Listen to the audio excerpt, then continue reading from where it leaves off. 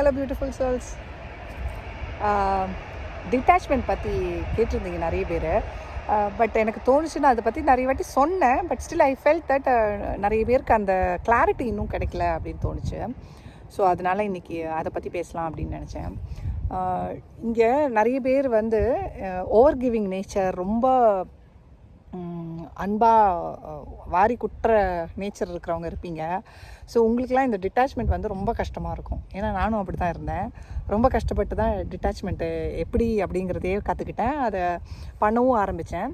So பல பேருக்கு என்ன பிரச்சனை வருது அப்படின்னா, நம்ம வந்து நம்மளோட கார்மிக் பார்ட்னர்ஸ் இல்லை எந்த பர்சனாக இருக்கட்டும், நமக்கு என்ன தப்பு பண்ணியிருந்தாலும் நம்ம வந்து அவங்கள வந்து ஃபர்கிவ் பண்ணணும் அப்படிங்கிறது நான் சொல்லியிருந்தேன். ஸோ அதனால் நம்ம அன்கண்டிஷ்னல் லவ் கொடுக்கணும், ஃபர்கிவ் பண்ணணும் அப்படின்னு சொல்லும்போது எப்படி டிட்டாச் பண்ணுறது? அப்போ டிட்டாச் பண்ணுறது போது நம்ம அந்த அன்கண்டிஷ்னல் லவ் அங்கே இல்லையே அப்படிங்கிற ஒரு எண்ணம் வந்துடுது. ஆக்சுவலி அங்கே இதுக்கு எல்லாத்துக்கும் மீனிங் நான் செப்பரேட்டாக சொல்கிறேன், அப்போ உங்களுக்கு அது புரியும். ஆக்சுவலி ஃபர்கிவ்னஸ் எதுக்கு பண்ணுறோம்? ஃபர்கிவ்னஸ் வந்து அவங்க மேலே இருக்கிற அந்த ஒரு மன்னிக்க முடியாத ஒரு எண்ணம் நமக்குள்ளே, அவங்க இப்படி பண்ணிட்டாங்களே எனக்கு அப்படிங்கிற அந்த எண்ணம் இருக்கு இல்லையா, அது வந்து நம்மளை வந்து ரொம்ப வாட்டிக்கிட்டே இருக்கும், நம்மளை வந்து ரொம்ப கஷ்டப்படுத்திக்கிட்டே இருக்கும். நமக்குள்ளே அந்த ஒரு வலி போகாமல் உள்ளேயே இருக்குது.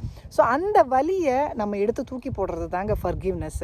அது வந்து அவங்களுக்கு நம்ம கொடுக்குற ஏதோ ஒரு மன்னிப்பு, அவங்கள வந்து என்ன சொல்கிறது, அவங்களுக்கு ஏதோ நல்லது செய்கிறோம் அப்படிங்கிறதே கிடையாதுங்க. அங்கே நமக்கு தான் நல்லது செய்கிறோம். நம்ம அவங்கள்ட்ட போய் சொல்லும்போது தானே அந்த மன்னிப்புக்கு வந்து ஆக்சுவல் ஃபர்கிவ்னஸ் நீங்கள் நினைப்பீங்க. ஸோ நம்ம அவங்கள்ட்ட போய் சொல்ல வேண்டிய ஒரு விஷயமே நான் சொன்னது கிடையாது. நம்ம மனசளவில் நம்ம மற்றவங்கள வந்து மன்னிக்கணும் அப்படிங்கிறது நேராக போய் சொல்ல முடியும். சொல்லணுங்கிற தேவை இருந்தது, நீங்களா நிஜமாகவே நீங்கள் தப்பு பண்ணிட்டீங்க அப்படின்னு உங்களுக்கு தோணி இருந்ததுன்னா நீங்கள் அவங்கள்ட்ட போய் சொல்லலாம். மற்றபடி அவங்க நம்மக்கிட்ட ஏதாவது தப்பு பண்ணியிருந்தாலும் நம்ம வந்து அவங்கள வந்து மன்னிப்பு கொடுக்குறோம் இல்லையா, அங்கே வந்து ஃபர்கிவ்னஸ் இஸ் ஃபார் ourselves. நமக்காக தான் நம்ம இந்த ஃபர்கிவ்னஸ் கொடுக்குறோம், அவங்களுக்காக கிடையாது. ஸோ இதை நீங்கள் புரிஞ்சுக்கிட்டீங்க அப்படின்னாலே வந்து இந்த டிட்டாச்மெண்ட் ஈஸியாக இருக்கும். எகெயின் அன்கண்டிஷ்னல் லவ் என்னது? அது அன்கண்டிஷ்னல் லவ்னா என்ன? அவங்க மேலே விருப்பம் இல்லை, அவங்க வந்து பண்ண விஷயங்கள்னால நமக்கு வந்து எந்த காயமும் எனக்கு உள்ளே இல்லை, நான் இப்போ வந்து அதையெல்லாம் மறந்து ஹாப்பியாக உங்களை வந்து எப்படியோ அப்படியே அக்செப்ட் பண்ணுற மாதிரி ஒரு சிச்சுவேஷனில் இருக்குது. அதுதான் அன்கண்டிஷ்னல் லவ். அங்கே அதுக்கு பேர் வந்து லவ் கிடையாது, நம்ம போய் அன்புக்கு வாரி கொட்டி கொடுக்குற அந்த லவ் கிடையாது. அங்கே unconditional love means there is no condition. அந்த பர்சன் மேலே கோபம் கிடையாது, அந்த பர்சன் மேலே எந்த ஒரு தப்பான எண்ணமும் நம்ம வந்து இப்போ மனசளவில் வச்சுக்கல, மனசளவில் எதுவுமே கிடையாது. அதுதான் அங்கே மீன் பண்ணுறோம் நம்ம. ஸோ அங்கே வந்து நம்ம கம்ப்ளீட்டாக எந்த ஒரு கண்டிஷனும் இல்லாமல் அந்த பர்சனை வந்து லவ் பண்ணுறோம் அப்படிங்கிறது தான் அங்கே பொருள். அதாவது நீங்கள் வந்து இப்படி பண்ணதுனால நான் வந்து உங்களை லவ் பண்ணலை, இல்லை இப்படி பண்ணாதான் நான் வந்து லவ் பண்ணுவேன். லவ்வுங்கிறது அங்கே நீங்கள் நினைக்கிற மாதிரி அந்த காதல்ங்கிறத விட அதில் வந்து அன்பு இல்லைன்னா அந்த ஒரு பாசம் அப்படிங்கிற ஒரு இது.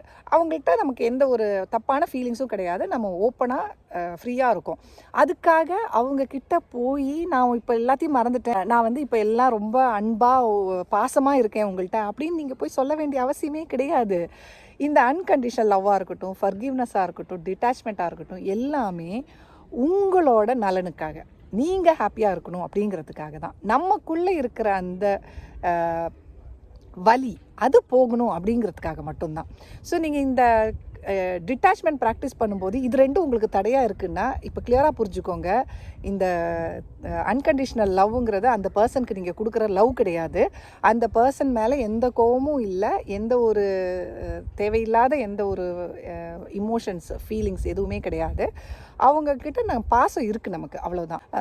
அதாவது நம்ம அவங்க முன்னாடி அந்த பாசத்தை காமிச்சு தான் நம்ம வந்து அதை ப்ரூவ் பண்ணணும் அப்படிங்கிறது கிடையாது. அவங்க வந்து நம்மக்கிட்ட வந்து பேசினா நமக்கு எந்த ஒரு தடையும் இல்லாமல் பேச முடியும், அவங்களுக்கு ஏதாவது ஒரு ஹெல்ப்னாலும் பண்ண முடியும். அவங்கக்கிட்ட நமக்கு ஃபீலிங்ஸ் தாங்க, தப்பான எந்த ஃபீலிங்ஸும் இல்லை, அவ்வளவுதான். ஸோ இப்போ நீங்கள் பாருங்கள், டிட்டாச்மெண்ட்டுங்கிறது ஈஸியாக இருக்கும். டிட்டாச்மெண்ட் என்ன? இங்கேயும் நீங்கள் ஸ்டக்காக இருக்கீங்களா? உங்களுக்கு டிட்டாச்மெண்ட் என்ன அப்படின்னு புரியலையா? அப்படின்னா ஒரு எக்ஸாம்பிளாக நான் சொல்லணும் அப்படின்னா, இதுக்கு முன்னாடி வந்து உங்களை வந்து ரொம்ப ஹர்ட் பண்ண பர்சன், உங்கள் பார்ட்னராக இருக்கட்டும் இல்லை உங்கள் அம்மா அப்பா யாராக இருக்கட்டும், அவங்க வந்து உங்களை எவ்வளோ ஹர்ட் பண்ணாலும் நீங்கள் என்ன யோசிப்பீங்க? சரி, என்னோடய அம்மா தானே, என்னோடய அப்பா தானே, என்னோடய ஒய்ஃப் தானே, என்னோடய ஹஸ்பண்ட் தானே, ஏதோ தெரியாமல் பண்ணிட்டாங்க, அவங்களோட ஒரு சிச்சுவேஷன் அப்படி அந்த மாதிரி பண்ணிட்டாங்க. நிஜம்தான், நானும் சொல்லுவேன். பிகாஸ் கர்மாவை தீர்க்கிறதுக்கு தான் நமக்கு எல்லாருமே வந்திருக்காங்க. ஸோ நம்ம வந்து அவங்கள வந்து தப்பாக பார்க்கக்கூடாது, அவங்களுக்கு ஃபர்கிவ்னஸ் கொடுக்கணும், அதெல்லாம் சரிதான். கர்மாவை தீர்க்கிறதுக்காக அந்த சோல் அதை பண்ணிச்சு. பட் அந்த ஹியூமன் பாடி இல்லை அந்த மைண்டை நான் பண்ணுறது தப்பு அப்படின்னு ரியலைஸ் பண்ணிச்சா? இல்லை, ரியலைஸ் பண்ணலை தானே. ஸோ அந்த ஹியூமன் பாடி அண்ட் மைண்டை நம்மளால் மாற்ற முடியாது. அப்போ நம்ம போயிட்டு திரும்ப திரும்ப அவங்களுக்கு நல்லது செஞ்சுக்கிட்டே இருந்தாலும் உங்களை ஹர்ட் பண்ணிக்கிட்டே தான் இருப்பாங்க. ஸோ அந்த human body and mind realise ஆகிறது நம்ம கையில் கிடையாது, அது அவங்களோட சோல் க்ரோத்து. அவங்க அதை வந்து புரிஞ்சுக்கிட்டு அவங்களா ரியலைஸ் பண்ணி உங்கள்கிட்ட வந்தாங்க அப்படின்னா ஓகே. பட் அதெல்லாம் வராத போது நீங்கள் திரும்ப போயிட்டு நான் வந்து ஃபர்கிவ் பண்ணிட்டேன், அன்கண்டிஷனல் லவ்வில் இருக்கேன், அதனால திரும்ப நான் வந்து அவங்கள்ட்ட அன்பாகவே எல்லாமே செய்யணும் அப்படின்னு யோசிச்சிங்க அப்படின்னா திரும்ப வந்து அவங்க வந்து உங்களுக்கு ஒரு பேடான பிஹேவியர் உங்களுக்கு கிடச்சிக்கிட்டே இருக்கும். அது வந்து ஸ்டாப் பண்ண மாட்டாங்க. அப்படி நீங்கள் திரும்ப அவங்கள்ட்ட போனீங்க அப்படின்னா உங்களுக்கு வந்து என்ன சொல்கிறது, திரும்ப அடி கிடச்சிக்கிட்டே தான் இருக்கும் அந்த சைட்லேருந்து.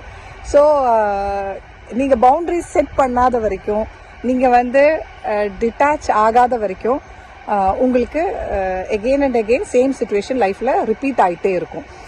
அப்போ நீங்கள் ஒவ்வொரு வாட்டியும் போயிட்டு இந்த அடியை வாங்கிட்டு ஒரு வாட்டி ஃபர்கிவ் பண்ணுறதுக்கு ரெடியாக இருப்பீங்க. அப்படி தானே நீங்கள் செய்யணும்னு யோசிக்கிறீங்க. So that is not the right thing இல்லை. அண்ட் அகெயின் இது வந்து நான் இப்போ எத்தனை வாட்டி சொன்னாலும் உங்களோட கர்மா தீரலை அப்படின்னா நீங்கள் அதை தான் பண்ணுவீங்க. அந்த கர்மா வந்து எண்ட் ஆகிற வரைக்கும் அந்த சைக்கிள் ரிப்பீட் ஆகிட்டே இருக்கும், அதே லூப்பில் போயிட்டே இருப்பீங்க.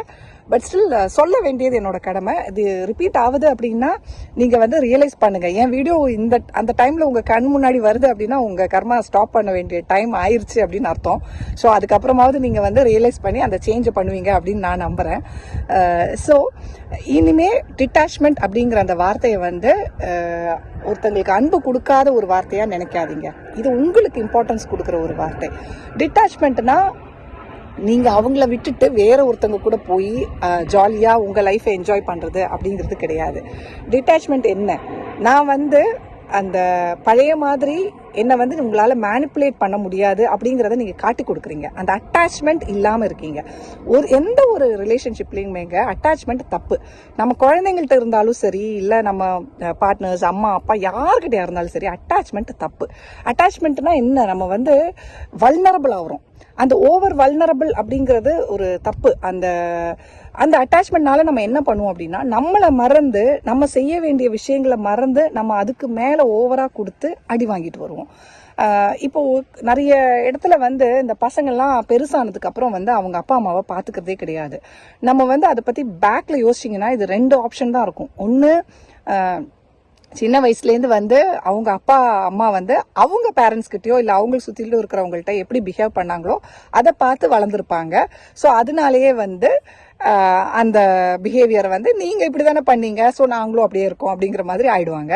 இல்லை அப்படின்னா ரெண்டாவது ஒரு ஆப்ஷன் எப்படின்னா, இந்த அட்டாச்மெண்ட், ஓவர் அட்டாச்மெண்ட்னால இந்த குழந்தைங்களுக்கு என்ன வேணும், இல்லை எனக்கு இதெல்லாம் தேவை அப்படிங்கிறத அந்த குழந்தைங்க புரிஞ்சுக்கிறதுக்கு முன்னாடியே கொண்டு போய் வாரி கையில் கொண்டு போய் கொடுக்கறது.